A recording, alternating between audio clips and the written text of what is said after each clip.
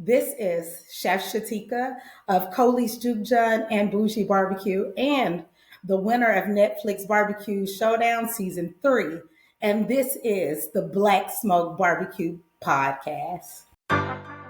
Welcome to Black Smoke Barbecue. We are a collaborative group that focuses on different aspects of barbecue from pitmasters from all across North America. Barbecue is a culture, and we discuss topics, ideas, and the methods of it on the Black Smoke Barbecue Podcast.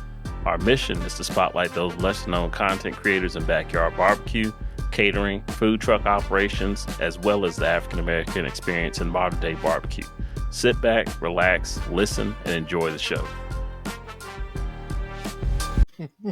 We're getting started already. Ladies and gentlemen, we are live, and this is the Black Smoke Barbecue Podcast. Barbecue is not just the code we live by, it's the culture we embody. And as usual, we have a very special guest with us, but I'm going to introduce the fellas we got on the pod today. And you know what, y'all? They already on my case, man. They talking a whole bunch of stuff about me behind the scenes. We're going to get into that on the After Dark part. I'm going to start off with my man, Al from the Dogfather's Barbecue. Alton, what's shaking, bro? What on earth do you mean we're getting started on you, Brandon? What are you talking about, sir? Man, y'all talking all kind of mess about me, bro. But I got it, though. I ain't worried about it.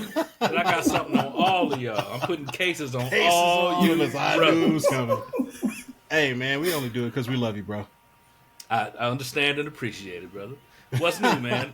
I saw once again you doing all this cool stuff while I'm out of town. I'm on location today, y'all, as you can see.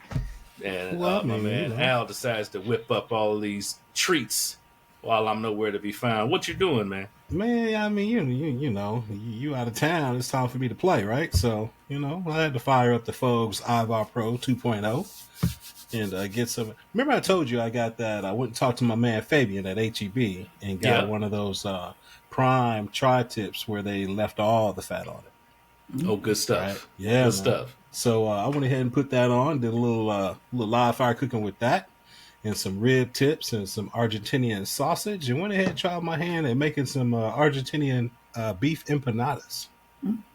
I saw you fried them up crispy and golden brown, you no good dog. Yeah, man. They came out all right. They was all right? They didn't suck. I had to go ahead on and post it and send it to my to our brother Al Fragoni. And he said, shout out Al. He said, shout out Al. You know, he told me Saturday he was trying to get my papers done. You know, give me that Argentinian citizenship. Yeah, man. Yeah, so we're gonna make that happen, bro. Shout out to our friend Al Fragoni. We got an interview coming up with Al pretty soon too. So y'all stay tuned for that, man. Next up, we got our resident poet, T from T-Dub Barbecue. T, what's going on, bro? What's happening, man? Nothing much. How you? I'm good, man. Are you melting yet down there? Nah, it's still pretty nice. We had a lot of rain, so the weather's been pretty nice, man. Hopefully it'll hold this nice weather for country style, but we'll see. I'm not confident that that's going to happen, brother. I've already started hydrating, brother, because it is going to be a monster down there, man. But I'm looking forward to it, though. Yeah, man. Hopefully it's nice, man. I'm looking forward to it, man. Me too, y'all. As we record this, everybody, we're, a week and a half away from Country Style Cook-Off 2025. And I've been looking forward to it since the Country Style Cook-Off 2024. Like, the instant we got there, I already put that on my calendar for the following year. And I'll be going every year, y'all. If y'all have never been, T, you got to tell them what the atmosphere is like down there, man. Man, imagine a big family reunion, big cookout with cousins you never met before, cousins you may have met before, but you hadn't seen them in a while. It's a bunch of love. It's a great atmosphere, man. Smoke in the air, the smell of post oak in the air, the smell of pecan wood in the air, laughter, music. It's a good time, man. Yeah, man. Somebody asked me what it was like. I told them it's black barbecue heaven. That's the best way I could describe it. Yeah. And I'm looking forward to it, bro. We're going to have a good time. Okay. I don't know if I'm freezing or what. But we're going to move it along, man. Our editor-in-chief, Charlie from Maverick Barbecue. Charlie, what's good, bro? Man, I'm just chilling over here. How you doing, B? Man, I'm good, brother. I'm good. I'm hitting some barbecue spots tomorrow, possibly one this evening and tomorrow, man. So, they're a little different than what I'm used to. Oh yeah. So I'm gonna give a report though. I'm gonna record. I'm gonna record. I'm gonna try my best to give a good report. You gonna try your best. Well, so now, Charlie, you know my rule. If I don't have a good review, I won't name the place because I don't believe in bashing businesses. Because people are, trying to make a living and feed their families and stuff like that. But if it sucks, I'll say it sucks. I just will not say the name of the place. Okay. I won't show any branding or, I try to do my best not to give away where that location is. But I'm hoping I won't have to do that. So we hope y'all make the cut. So give them the best y'all got. Yeah, man. Yeah. And, I also always try to reach out to the establishment and kind of let them know, hey, I'm coming and I would like to record and try to get approval to do that. Yeah. And but I haven't got a response back from either place, so we'll see what happens. Fingers crossed on that. It can't be worse than that pit of hell that Jeff took me to back here last year, man. Oh man, you got PTSD from there, man? Every time I think about it, I get a little tick, man. That shit was terrible. That is the worst supposed barbecue I've ever had in my life, bro. Lighter fluid barbecue is better than that dreck that they was serving. That shit wasn't fit for human consumption, man. To go along with your rule, you still haven't named this place yet. Yeah. I haven't and I won't. Yeah, I've been waiting to hear that, man. At least in the Not even in the text. Nothing. I'm like, I'm gonna ask him at country style. That way, it won't be any evidence. Yeah. That's right. Yeah, I'll tell you on the ground. I'll tell you on the ground, but yeah. Hopefully, Brandon, those folks looked happy in there, Brandon. They looked happy though. We're gonna move on to the culprit. Our fearless leader, Jeff Boyd from Outdoors with Jeff. They were happy, brother. I've told this story before, but I'm gonna tell it again. People were coming in there. It was a Sunday. It was the Sunday after country style. Jeff dragged me into this place on the way to the airport. And people were coming in there out of church. I mean, suited and booted. Looked like they had on their Easter suits.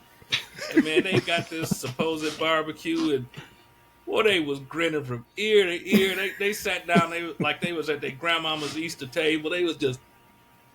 I was like... What are y'all doing? This shit is horrible. When you don't know better, when you don't know better. Sis, everybody know better than that stuff. Like, it was, Exactly. I wouldn't have fed that to my dog. Oh, Lord. Wow. And I don't like to waste food, and I don't like to disrespect people's cooking. But yeah, that had to go in the can. It was... Hey, the real question is, are you going to go back Never. to see if, hey, they might have had an off day that day? Never. No. That's what they do. That's what they do. No.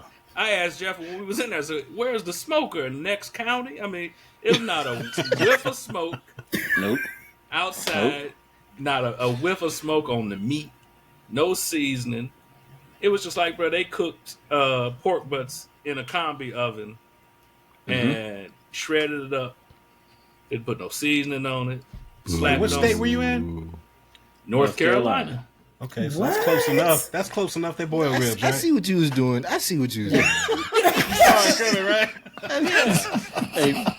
Hey, Brandon, look, I just say it like this. We occasionally have to have a palate reset.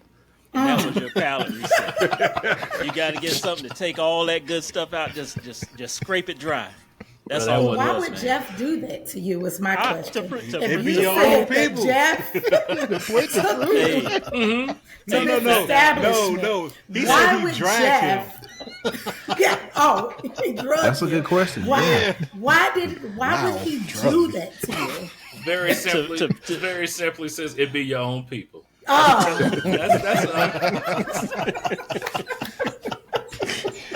Oh my own goodness. people. Well, look, y'all, I'm going to introduce our guest who you have seen already, but we're going to get into it, y'all, because this lady is really special, and she got a whole lot going on, y'all. So she is a former executive chef at the Tennessee State University, one of our country's greatest HBCUs, so shout out for that.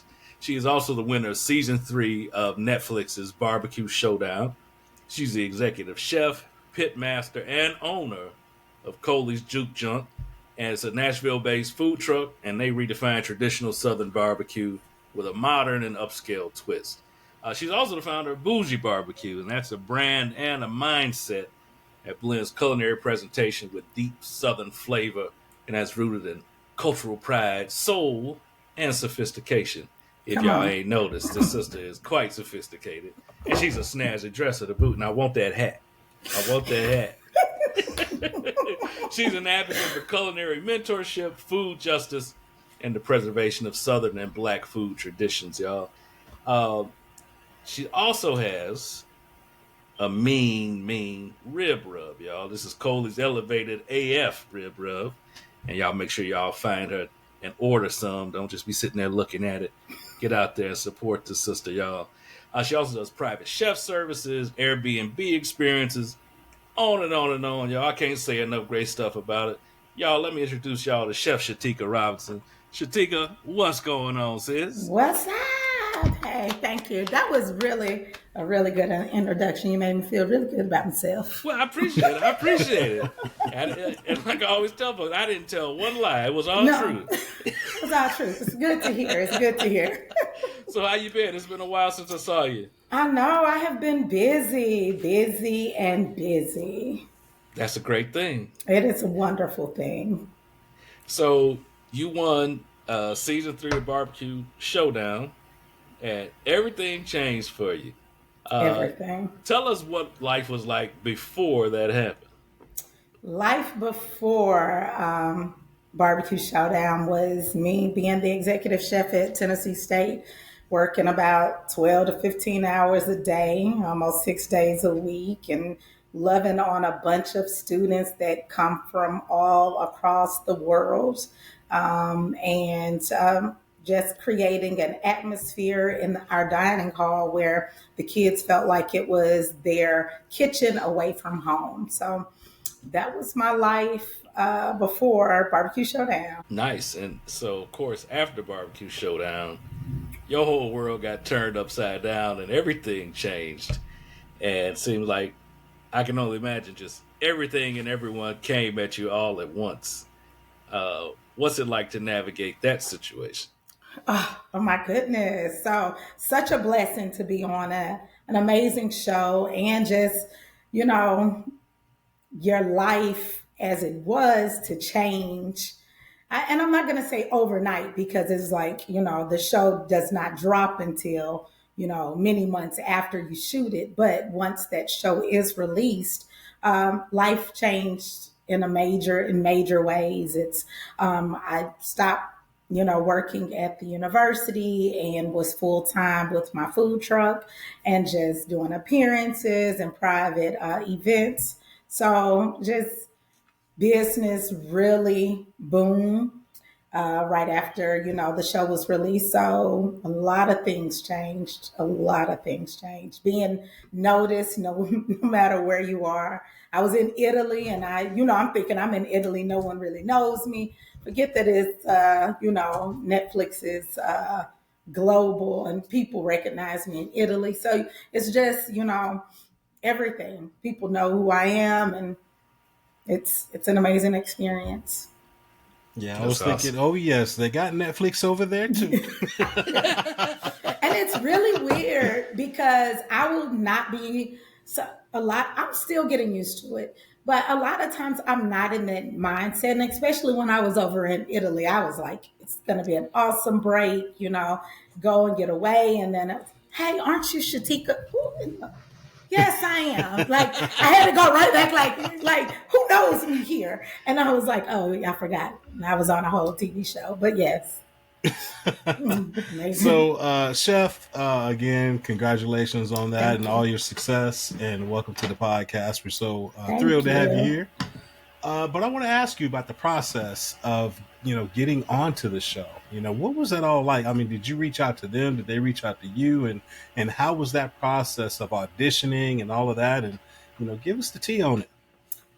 The tea that I can give. So look, I really thought it was a whole scam. Like somebody inboxed me on Instagram, like, hey, we think you'll be great. I knew the show just because I had watched it myself because I love barbecue. I love, game shows. I love competition. So I knew the show, but I was like, this is a scam. Somebody is, really in my inbox trying to get me to give away information. And so I actually researched the casting agent that reached out to me. And I was like, okay, it's legit. After we spoke, I did my audition and it really just took off from there. It was like nonstop. Next thing I know, they're like, hey, you have made the final cut. We are, flying you out to location. And that is how this whole process happened. So, what were the nerves like, when you had to go in and do your audition and all of that? So the audition was online. So I am who I am. I don't know how to be anybody else. And I mean, talking about food and my passion is really easy for me. So that part, it's nothing. I had also auditioned for a previous, another cooking show. And I had made it really far. I made it to the final cut of their cast. So I knew kind of what this process looked like. So it wasn't really nerves. I knew, and I guess, in hindsight, it was actually God preparing me for this because I went through that whole process. And so, as far as like having to wait for a call back and things of that nature, that no longer had me all nervous just because I know what it looks like. But it was when I got the final call and I'm at Hooters with my friends, and then they're not, to know what really is going on in my life and where I'm trying to go. And I'm like outside celebrating to myself, like, oh my God. But so, I mean, it wasn't really nerves. It was just like, let's go, let's do this. I'm ready for it. Okay, I love it. I love the confidence, and it sounds like you know exactly who you are and what you bring to the table. Absolutely. But looking back, now it's all completed. You won. You the champ. Everybody knows you. What looking back on it, what can you say you learned about yourself that you didn't know? Oh my God. Ooh, you thought this was going to be a layup question. Ooh, I like it. Because you asked, what did I learn? And I guess it's to just believe in myself. What you just said is like, I'm confident and all of that.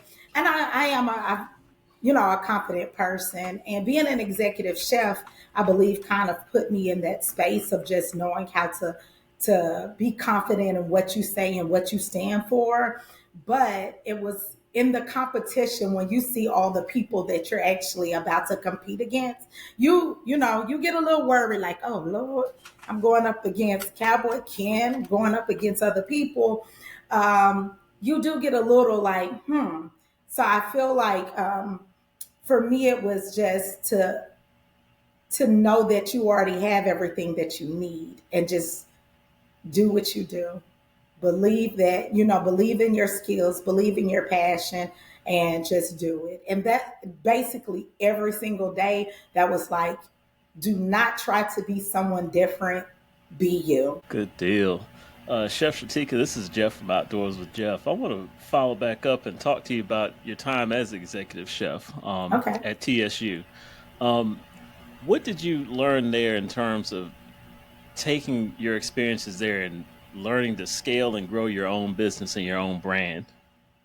Oh my goodness. Listen, becoming an executive chef, and I'll say a couple of things. When I took over as executive chef at Tennessee State University, our participation in the CAF was about 1,500 swipes or kids coming to visit us a day. By the time I left Tennessee State University, that number had grown to about 4,000 kids coming to see us in a day. And so when you talk about scaling your business and understanding, growing your business, number one is understanding your consumer or for me at Tennessee State, it was understanding the students and what they were wanting. And to me, I took all of that and understanding the people that I'm serving on my food truck and giving them the same hospitality, customer service is what I feel like really grows a business. And that is what I used at Tennessee State in the CAF is to hospitality, to make the kids feel really welcomed whenever they came in. And so it made them want to come back all the time. Same thing in my business. When people come to the food truck, it's giving really good customer service and making them feel really welcomed and heard. And that's where my repeat customers come from. Good deal. I want to go even further back. We've had different guests on the show, and it's interesting to find out where their passion from cooking comes from, what were the influences. So, and I remember watching you on the show, and you were taking some things you learned from growing up into the show. And I love your Instagram, how you share these different recipes. You've added some stuff to my list of things to try. So what I want to know is, how did you get started with cooking, and what was that moment that led to you saying, like, I can do this professionally? So started cooking at 7 years old. My first thing I ever learned how to make was homemade biscuits. So my mom brought me in the kitchen and was like, look, we're gonna make biscuits today. I learned how to make biscuits. So every meal that my mom had biscuits on, that was my job. Well, I showed you how to make biscuits. Here you go. And then it was being in the kitchen and just watching her and asking questions and her just, giving me just tasks to do in the kitchen. By the time I was 13 or 14, my mom was working as a CNA and she would work late nights. So she would say, hey, I took blah, blah out, whatever it is, out, go ahead and get it cooked. So I was fixing a full meal. Or it would be on Saturdays, and I'm 10, 11 years old, and I have an older sister that had, she's 4 years older than me. So once she started working, she would buy herself Jordans and have all the hip clothes. And in order for me to wear her clothes, she would be like, hey, will you go and fix me some pancakes in the morning? I'm like, can I wear your Jordans? Yes. So it was, I seen that I had a gift of where people really liked what I did. And so I continued to do it. So as I got older, even as I was being very young, you know how you go to, when you're in school and you get to go to the library and pick a book. It was me always getting books that had either stories about food and cooking or cookbooks. Coloring books, I always turned to the page that had food and I would color those pages.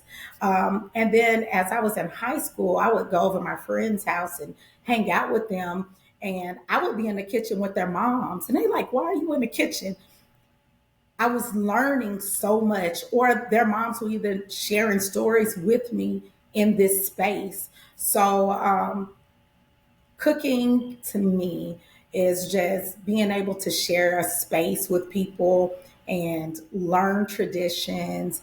And, also that's where you found out all the gossip, everybody's business. If you hung out in the kitchen, you knew everything. So, but it is just a place of love. And as I got older and I had kids, I thought I wanted to do one thing. I had so many different jobs and careers. And I finally was like, what is the one thing you really love doing?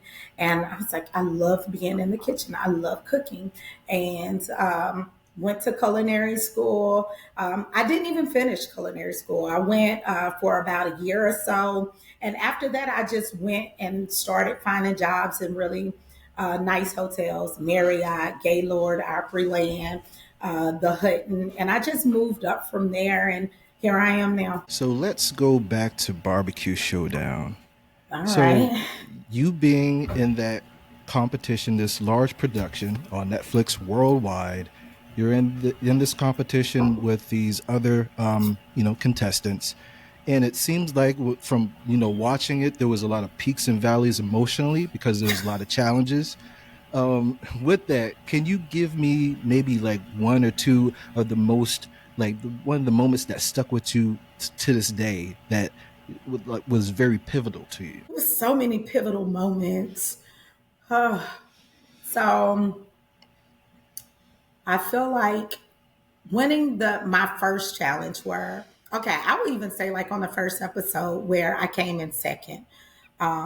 That was huge for me because I was like, I know I got this. Like, like when they cut into my dino rib, I was like, baby, yes.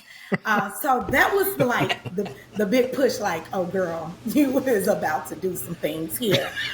And then it was so funny. Kareem and Luis are sitting next to me, and they see the juice running out, and after, when the judging gets over, they're like, can I taste your food? I'm like, no. And they're like, well, you can taste that. I don't want to taste your food and you're not going to taste mine. That's just what it was. Right. And so, but in a very loving way, I'm not mean, y'all. But then when I won episode 3, when I won In the Trench, I was, because live fire wasn't a thing for me, to sit outside and cook my whole meal outside and do a dessert.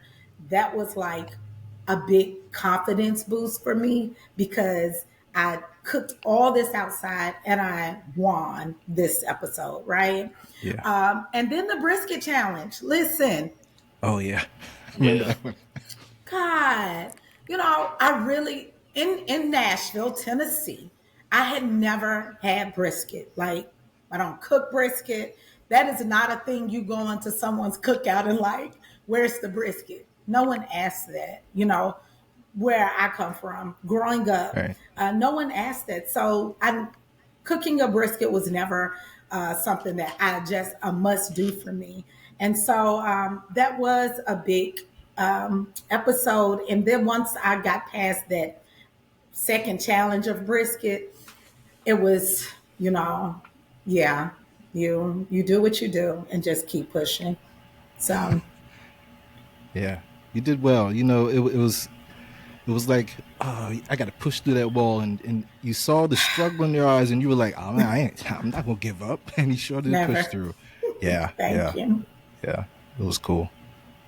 Yeah, I have to admit, Shaticka, when I was watching the show, I did not expect you because, again, with brisket never being your thing, and I was sitting there watching the screen, and I'm talking to the screen. I'm like, sis, I'm like, you got to bump that temperature up on that brisket. I'm just like, ooh, no. Right. But that joker came out all right. And you know what? At the watch party that Kevin had, I was down there at the watch party, and I was asking him about it. He was like, I was nervous about it too. He was like, but that brisket came out all right. So, trust me, I was rooting, but I was also like, I don't think this gonna get done. Yeah. But you did your your thing. You did your thing. Well, we're gonna take a quick break, y'all. Pay some bills. Y'all make sure y'all check out our sponsors, and don't just sit there and look at it, y'all. Please order something. They take care of us, so y'all take care of them.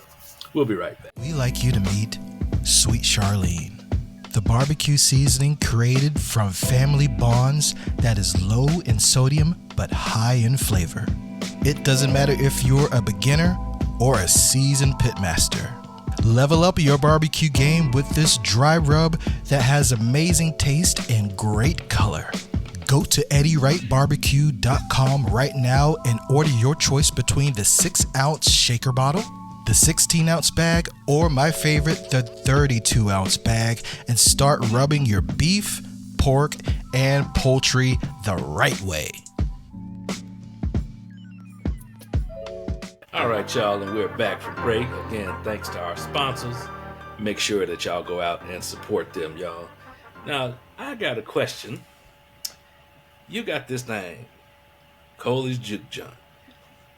and I know where that came from, but can you explain the story behind the name and where the idea came from?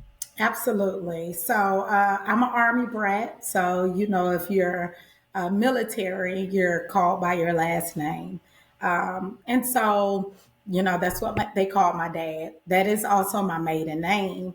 But once we became civilians, that just stuck with my dad, and everyone always called him Coley, no matter where he was. And I take great pride in that name. So, but Juke Joint was my dad's from Vienna, Georgia. So a juke joint are hidden gems, right? That you can go get some really good food, good drinks, and have a whole vibe, right? That's Good right. music, having a good time at the juke joint. So I kind of combined that. I knew that, like growing up, that's what my family did. We ate really well.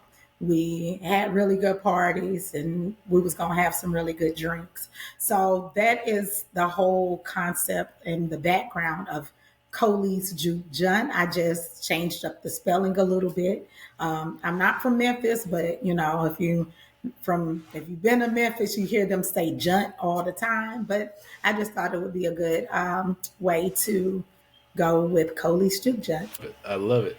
And so by having this brand and this moniker, what's the kind of vibe and the experience that you're trying to take from the juke joint experience and transfer it over, to the food you're putting out, the brand, and all the visuals?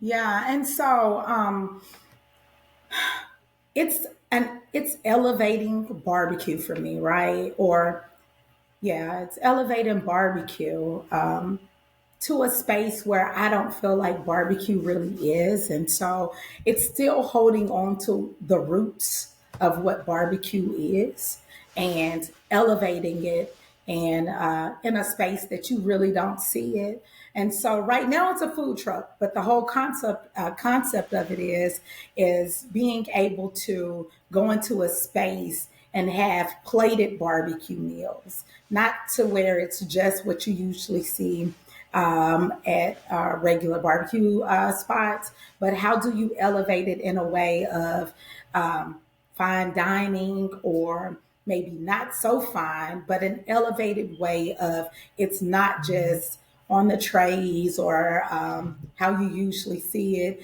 but it can be plated and presented in a way that elevates what we're doing inside of the juke joint. Nice, I like it. So, Chef, I want to ask you here because I'm looking at your website and I'm looking at your merchandise, and it just looks like you got something for everybody. I tried to. So, just what's the vision with that, and the I'm bougie but barbecue. I mean, how did that all come about? Not, I think one of the things, like even on the show, you just can see that I feel like barbecue can be bougie. And one of the questions that a lot of women would say to me, and then you have men that look like, oh, you on a grill, you handling that grill? Yeah, I'm handling the grill, and I can still be cute with my makeup and my heels. If I want to put a skirt on or whatever I'm doing, I can still handle the grill.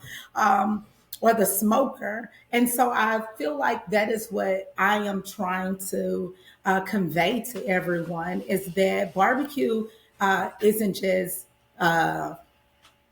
dirty and however they perceive it to be, that it could actually be elevated and sexy and bougie all at the same time. And you can still get that same flavor that you're getting.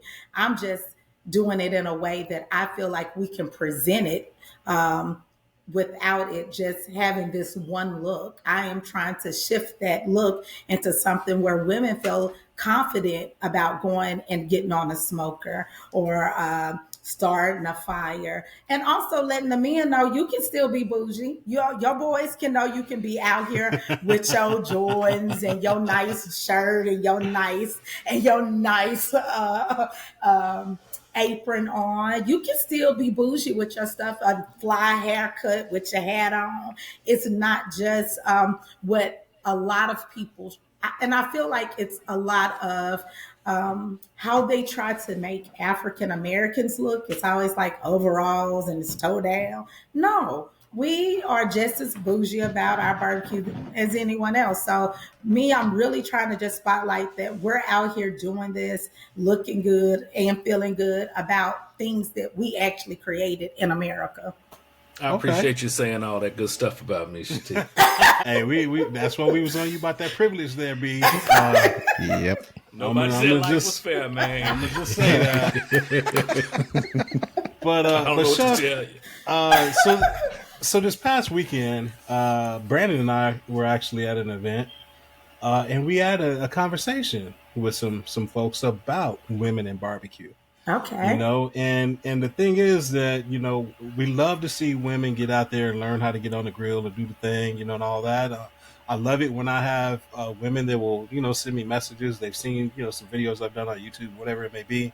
It's helped them to, you know, create something on their grill and have their husbands, you know, kind of like, hold up, you did what? You made this? Mm-hmm. So my question to you is, you know, what are some ideas that you think we can incorporate to get more women on the grill? And have you thought about doing classes or you know, things of that nature to try and help teach women how to do what you do, or not exactly what you do, but you know what I mean? Yeah, the classes are one thing. It's something that we're actually working on, but I feel like the first step is making women feel like it's not scary. You hear a lot of women talk about starting a fire and being afraid to, or not having confidence in actually starting a fire without using lighter fluid, right?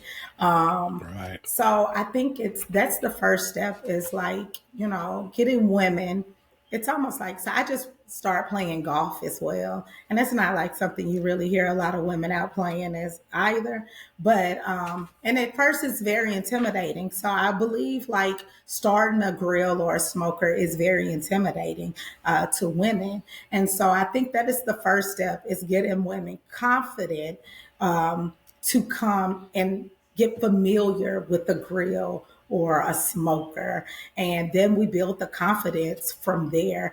Once, you know, we women, you know, yeah, and if we really being honest, when we was back in the day, when this whole barbecue thing started, it was us women that was out in the pit starting these fires and cooking these whole animals for the plantations and things of that nature. So it's just reintroducing some of those things back to the women that, and you know, when you know your history, and so when us women find out like, oh, this is what we birthed this, you know, then you can say, hey, we've always been here. We just let y'all take a forefront for a minute. Now it's time for us to come back, kind of show y'all how to do this thing. I love it. Hey, that's a huge nugget, y'all. Y'all better pick up on that one. Just saying. Thank you. I'm glad you caught it. Hey, Chef, Yes. I'm going to follow up on your brands here. Love Coley's Juke joint and Bougie BBQ. And one of the things that we talk to a lot of our guests about is the fact that barbecue is high end. You're talking about cooking processes that take some hours and some time, and people still think of barbecue as the rib man on the side of the road where you're going to get an $8 sandwich and that's it. Talk to us about that perception and showing folks that you are putting high-end product out there that takes time that they aren't willing to do at home. Just kind of cover that for us a little bit. So, you know, one of the things some people have asked me when they asked about my pricing with my food, they're like, you charge how much? And they get what? And they paying for it? The quality over quantity. And when you're getting quality proteins and paying that quality price, and This also goes back into customer service because I feel like all of that ties in when we're doing this elevated barbecue thing. If I have really good customer service and I am purchasing quality meats that are coming from reputable butchers, and then I'm putting all my time and my energy and my love into a product, I my I'm expecting to be able to capitalize off of that, right? But if I don't have really good customer service and I'm not consistent with my product, I cannot expect for someone to spend that high end price. And so I also believe that is why, and with being Bougie Barbecue, it's showing that I am an elevated barbecue joint, jut, that you're going to pay an elevated price, but you're going to get quality food and really good customer service. So it's just all tied into people going to pay for what they find quality in. I guess is what I'm trying to say. And to follow up on that,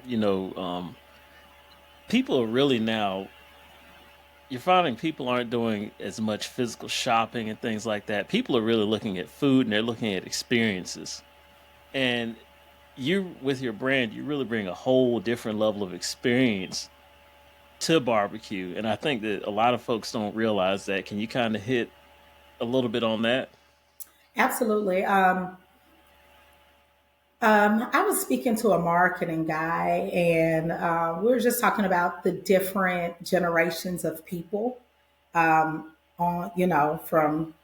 baby boomers all the way up to, I believe we're in alpha or something generation. And with the latter generations, they're looking for really a lot of quality and an experience. And so, no matter what you are providing, they want some type of experience, especially with social media. Everything is like right in front of them, and people are making reels that show experiences.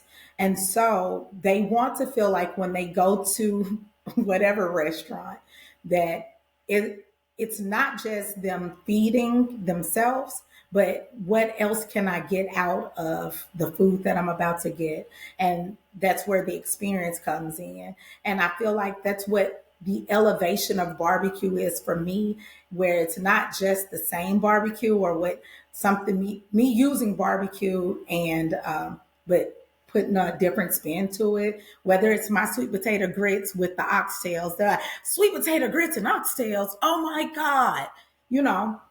It's drawing them in because they want to feel that experience of, they know what regular grits are like and they know what oxtails are like. But when you put the sweet potato and some smoked Jamaican oxtails on it, they feel like it's a whole different experience. And the way that I played it makes them feel like they're really getting something that is worth them spending their money for. Man, I need some of these grits and oxtails, boy. I was about to say. Man, I'm telling y'all you. go sit over there quiet if y'all want to, but I got that. Salivating over here. Yeah, right. I mean, you caught my attention earlier talking about them biscuits, and Brandon, you know what I'm talking about when we talk about them biscuits. But the mama biscuits. Yeah, my mama biscuits. I know what you're talking about. Oh man. But let me ask you about this rib rub. Mm-hmm. What's the flavor profile with that, and like what was that development like, and what are you putting across in that bottle for people to understand about your barbecue? Yeah, the Coley's Juke elevated AF rib rub. AF. AF. Better know it. AF. Hey, 10 toes elevating in. this thing. It is. It's a sweet but salty profile. It was really made for ribs, right? That's what I put on my ribs. That's how I season my ribs. But you can put it on anything, but it has like a salty sweet flavor, paprika, salt, garlic, all of those great things, little brown sugar. All of those things in there that really pair well with ribs.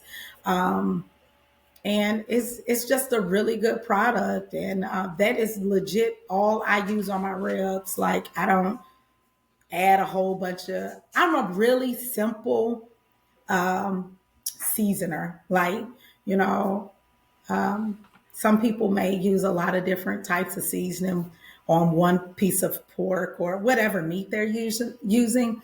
I am a really simple seasoner because if you really know your protein, you don't need all of those other things to create a really well tasting piece of protein. Wait, say that again. Say it one more time. Because I know I've heard that before. And it's really true. If you really, you don't need it all. So, and that is what my rib rub is. It is some simple seasonings that all went in to create one great product that you don't need to add anything else to this product. It's good just as it is. Okay. And then are there additional rubs that may be coming down the pipe? Or? There may be. I do. I have a brisket one and then an all-purpose. Yeah. Okay. I mean, if you need some R&D to help you out, just give you some feedback. Yeah. I send it to you. Product test that for you, sis. Yeah. We get it out here with this Texas Post Oak and make it do what it do. That's right. Yeah, come on. I have a question about, we kind of touched on it earlier as far as being a woman in barbecue and being a Black woman. My question is, have you experienced any type of hardships before Barbecue Showdown, of course, and has that changed afterwards, or has things become a little more difficult now that people are kind of looking at you as a winner? And, have you experienced anything different since then?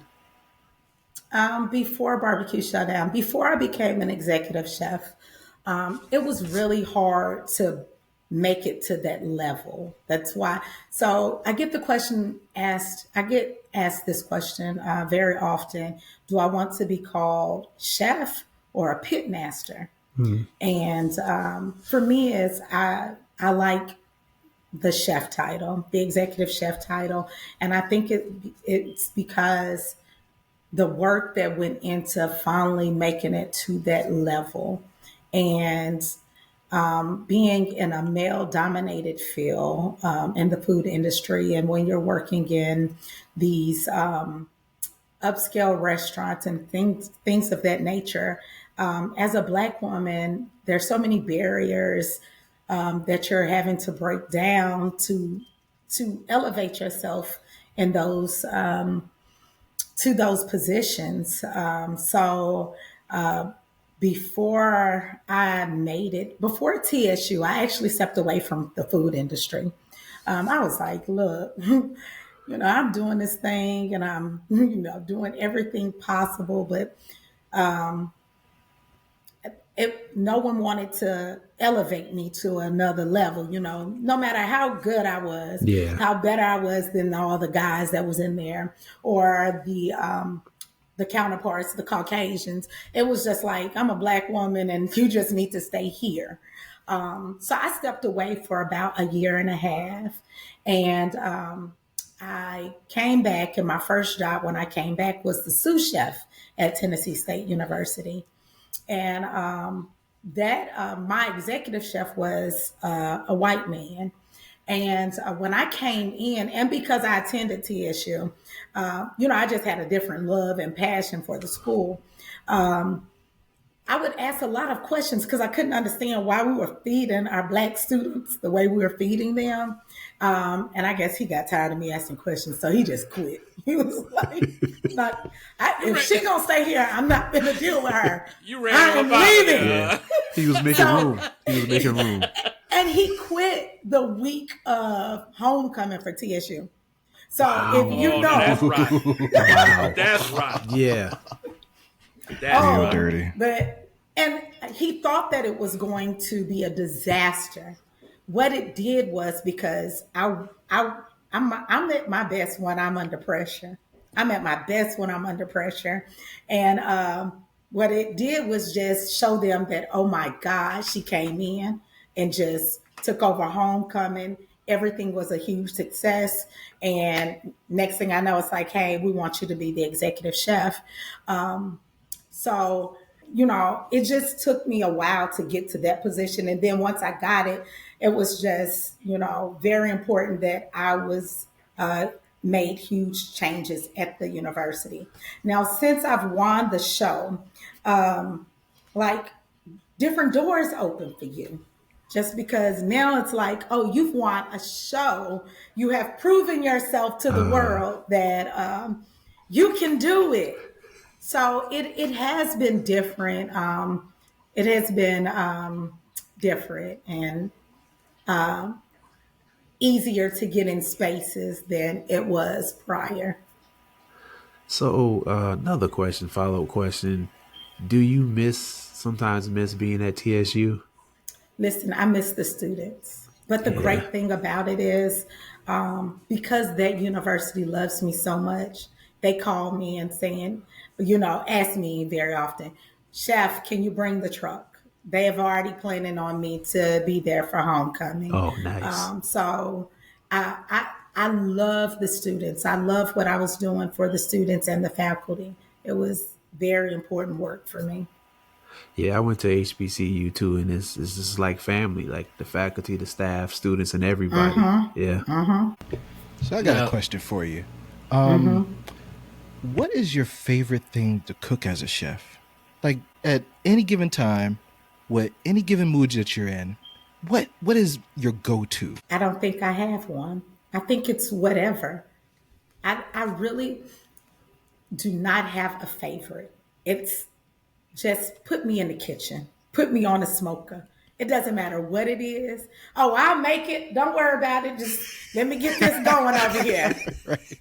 And that's, if people show up at my house and I'm like, are you hungry? And they're like, you're going to go cook something? Yeah, isn't that going to take hours? Nope, don't worry about it. Just give me a second and I'll go in here. So if anything is, if it's what do I love to do, it's to serve people. And so how can I feed you and make you happy?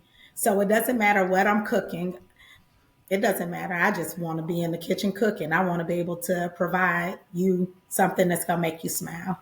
Your love language. That is my love language. Got it. Hey, Chef, I want to follow back up on your experiences now. You're in the Airbnb world, and talk to us about that, because that's something that's I've seen a few of those from some other folks, but you really have a different approach to it. Kind of tell us what you're doing there. Yeah, so Airbnb reached out to me even about that experience, and they did a relaunch of their experiences where they even have Pat Mahomes, some other like really huge performers that all have experiences now. And so they went out and got a bunch of celebrity people to do experiences. So with my experience, it's almost like what my Juke jump would be on, like if I had a brick and mortar. They get to come in and I serve them some of my top sellers in a very bougie atmosphere. Nice plated table, and all the food comes out plated in a really nice way. And I just tell them the story. A lot of people come because they want to know what Nashville barbecue is. You never really hear people say, oh, I want some Nashville style barbecue, right? You hear Memphis and Texas and, all these other states around, Kansas City, North Carolina, South Carolina, or cities. But you never really hear anyone say, even though we're the capital of Tennessee, you never hear anyone say, what is I want Nashville style barbecue. So a part of what I'm also doing is saying, hey, Nashville has a style and I'll show you what that style is. And so what I'm giving is my version of Nashville style barbecue. I am from Nashville, lived here almost my whole life, born, except for the years that I was away with my father on military bases. This is where I come from. So I know what those barbecue joints that were here when I was younger were like. And that is really what I'm trying to convey to people. Like, this is what barbecue tastes like. This is our barbecue. And this is what, Nashville tastes like. Good deal. So, sis, I see that you travel quite a bit, and I'm also a traveler, as you can see. And they always on my case because I don't keep my feet on the ground. Do you plan your trips around food and experiences, food types, or do you just let it come to you? I think I do a little bit of both. So most of the times when I plan where I'm going, it's either going to be because I want to be by water because I love the water, or it's just a place that really has intrigued me. Part of the research, though, once I choose the place is, okay, what is this food scene like? What are they known for? And where do the locals go? And because I hate to go to touristy spots when I'm in any place that I travel to. I might go and walk around, but that's not where I'm going to eat. I want to eat where the locals eat, and I really want to have that experience of what it's like to be wherever I am. So I think that I mostly travel for the water. And then it's, okay, now what is this place known for? The food, it's always going to be food eaten, no matter where I go. Yeah. I know that I'm going to have a food experience, but when I'm picking the place, it's about what my soul is needing at the moment. And most of the time it's water. Oh, trust me, I get that. What's been your favorite food destination so far? Italy. I hear that. Yeah. Italy was amazing. Like, the food was so fresh and cheap and delicious. It really was. And that was, now, if you would have asked me before I went to Italy, of course I was going to say Jamaica because I love Jamaica.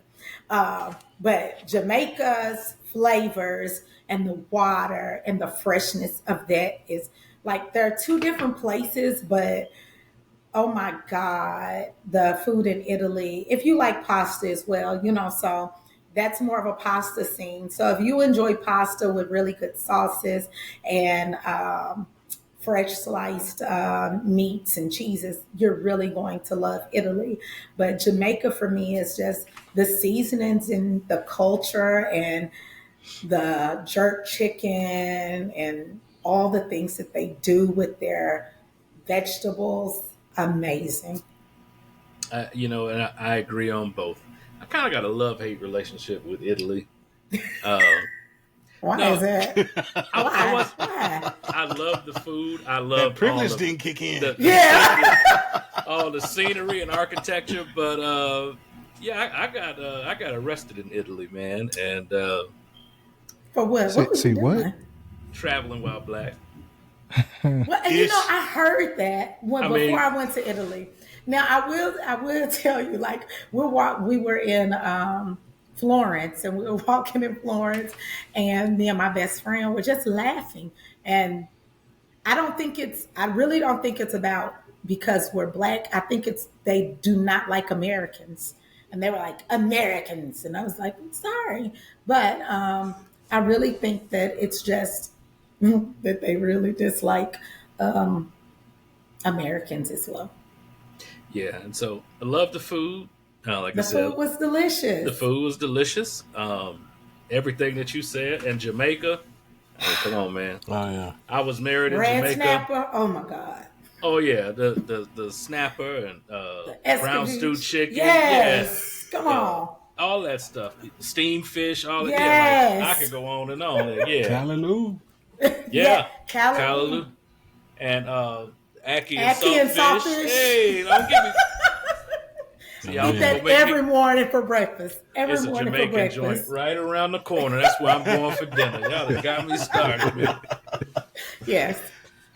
So, Chef, I know we're getting close to getting up against it here, and what I want to make sure we ask you is, what is it you want to pass on to that next generation of chefs? Get them ready to keep it going. I hope that they know that, or what I would love to convey to them is that your passion is your superpower.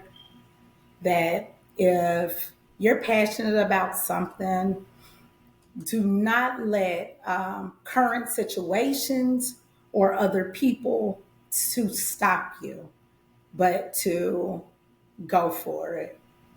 You just stay the course no matter what. It's going to get hard, going to have some difficulties, but your passion is your superpower. And as long as you have that passion, that your superpower will take over and it will take you to very high heights. Amen to that. I love it.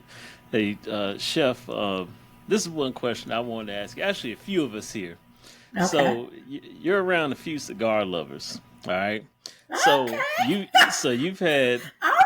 see, and I'm about to be right behind you, be with one myself later on. But so you've had a long day on the pit. Yeah. And I want to know, what's your go-to stick and drink? Go-to stick is going to be the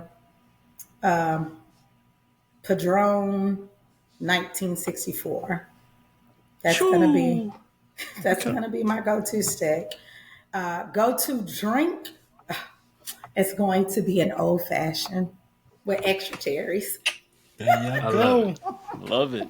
Love it. Good deal. Yes. Well, I got to ask this, since you said old-fashioned. Yes. Have you done, Brandon? You know where this is going, right? I know where it's going. Where's it going? Have you done an island old-fashioned? No. What is an island old-fashioned? So that one is actually done with a rum.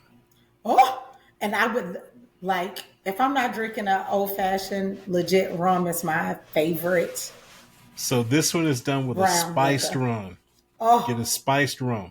what kind? Whichever you got. The one I did it with, one that I had from Honduras, from the Roatan rum factory. Mm-hmm. Yeah, they're straight legit. I think that because when I go to do my traveling and I'm in the islands, I'm always trying everyone's rum.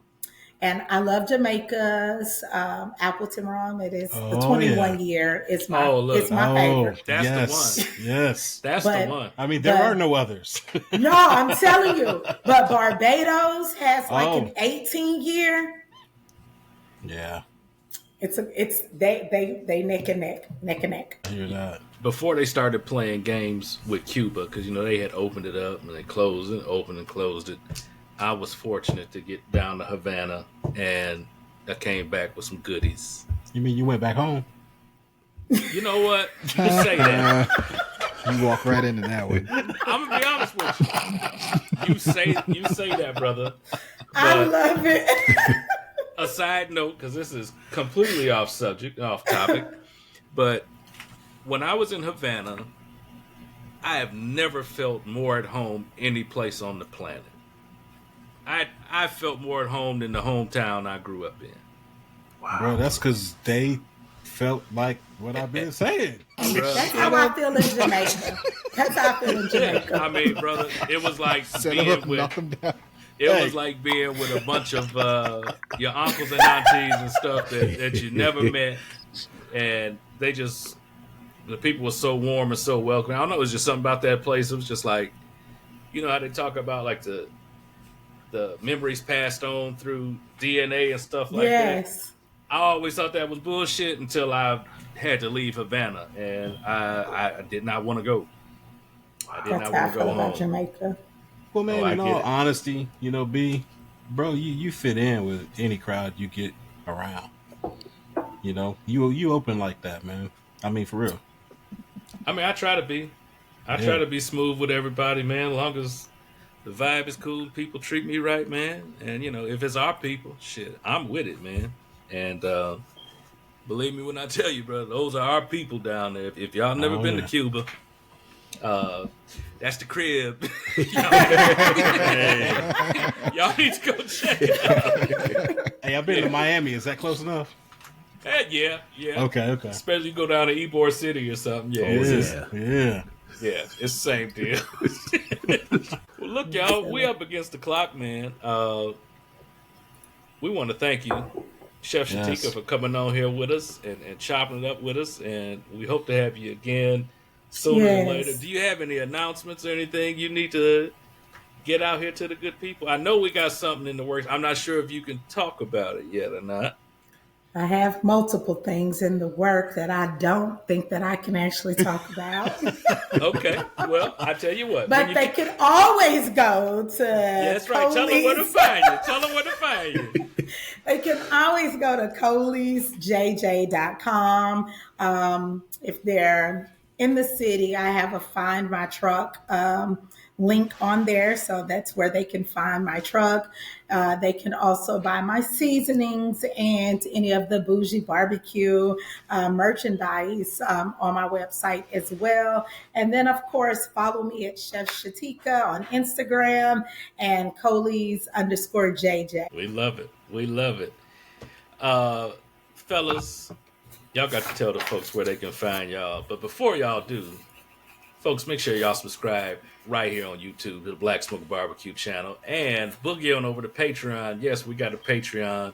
Get on over there, get yourself a membership, because we do Black Smoke After Dark over there, y'all. We get a little ignorant, and believe me when I tell you, we have a real good time, man. So, Al, tell the folks where they can find you, brother. Yes, sir. You can find me on Facebook, Instagram, and YouTube, The Dogfathers BBQ, and that's DAWGFATHAS BBQ. You can also find me on the Pit Boss Grills YouTube channel under a playlist called Backyard Bosses. And we just launched a new playlist called Barbecue Boulevard with the Dogfathers. So come on over and check me out. When I tell you the boy got his own money, he got his own money. Yo, here the man got his own. Did you hurt your hand? Not at all, brother. Not at all. So you tell the folks where they can find you, bro. You can catch me. You can catch me at tdub.bbq on Instagram, Facebook, TikTok, Threads, tdub-bbq on YouTube. And if you're into poetry, you can catch me at the Brown Sugar Cafe on all socials. And also make sure you get a copy of my latest book right there. Paint is Not Our Only Paintbrush is available on the brownsugarcafe.blog. And I believe that's it. My man. Make sure y'all cop that book, y'all. You don't want to miss it. Charlie, tell the folks where they can find you, bro. Everywhere you see the name Charlie Maverick on the socials. And guess what? For y'all day one people, T and I are back. We got the Backyard Pitmasters podcast exclusively on the Patreon. So y'all need to sign up. Go over there and click on that membership button because we are back. So holler at us over there. And, lurking in the comments somewhere, you can find me. Have fun. Let's talk. My man. Jeff, how about you, bro? You can find me at Outdoors with Jeff, that's GEOFF, on YouTube, Facebook, Instagram, TikTok, and Black Planet. We're going to see if we can get that going again. You know, it's a little sketchy, but I'm still going to try. And I just want to end on a PSA real quick, because I just got a text message from somebody, and this is sitting on my heart. I'm going to say this. Life is too short to eat bad food, okay? Don't eat it. There's too much good food out here to be sitting up here eating things that you don't like. Listen, if you got issues at home, if your old lady, your old man ain't cooking right and you don't like it, just say, listen, I can't do this. Let's go get some seasoning, or we just gonna go out to eat. But don't sit up here and put yourself through a bad meal because life is too short. That's all. Too short. I couldn't agree with you more. Wait, can I add in there ribs are not to be boiled? Okay, let's go. You was boiling ribs. No. Them jokers in North Carolina. Oh my God. Yeah, North Carolina. Yes, North Carolina. North Carolina. You boil your ribs? No, I'm in South Carolina. South. Oh, South okay. Carolina. I'm sorry. Well, he was pointing at you because you was like, No. He was being like How the you north. make the North podcast Carolina. and you No. boiling ribs? No.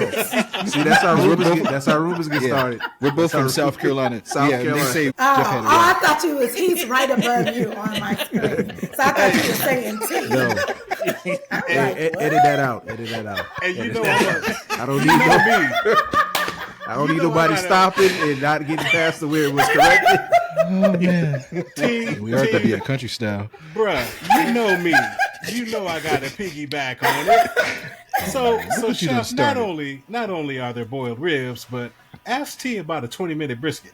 Oh man, Well, Lord, no, that's not Now, Who is? this wasn't me Are they again. boiling the brisket first? They probably should have.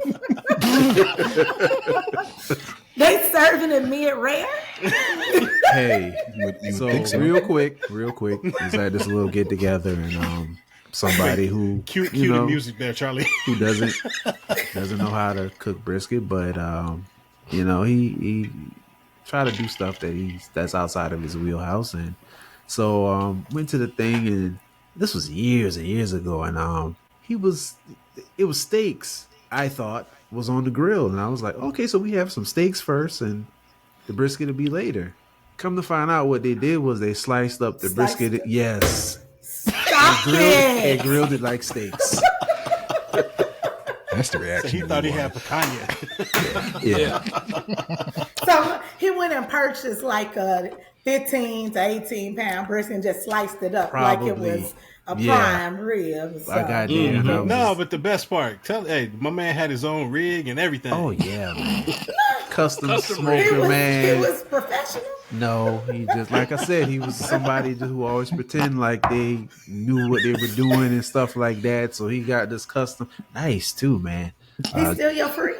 No. I don't talk to that dude anymore. Told the story too many times. Yeah. I was just wondering. Yeah. But just trying to be something you're not. That's all. So.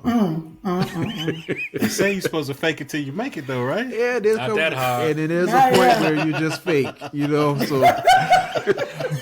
to make Try it on never yourself happens. first. Oh man, so he never made it. Nah, Oh my God. You never made it. I got some more stories about that guy too, but we'll save that. Yeah, we'll do those on episode of After Dark. Hey, and Brandon. Why I didn't get an invitation to the After Dark? I want to hear what y'all talking about After Dark. Oh well, just Maybe I shouldn't have said that on this. just stay put. We Just stay put, yeah. We're about to get right into it. But Brandon, Yeah, where can the people find you? they can find me all over the place, man. Look for BKC Cooks, and me and this luxurious Maine will be there. I'm everywhere except for that pit of hell known as X. I don't do that. But anywhere else, look for me. Me and this Maine and these gorgeous eyes are sure to be shining all over your screen. And I'm also on the Pit Boss Backyard Bosses playlist. Go to the Pit Boss YouTube channel. And I ain't got my own show like Alton, not yet, but No, I it's am. coming. I am highly featured over there. You dig? They like your boy over there, but He we killing have it. a lot of fun. He We have a lot of killing it, fun y'all. over there, man. With the Pit Boss channel. So look at all those places, man, and I'll be there, guaranteed. Well, again, y'all, we thank y'all for watching, and again, we thank Chef Shaticka for coming on here and hanging out with us. Thank you. Thank you. Thank you so much. And y'all, this is Black Smoke Barbecue Podcast, and we out this time. Peace. Peace.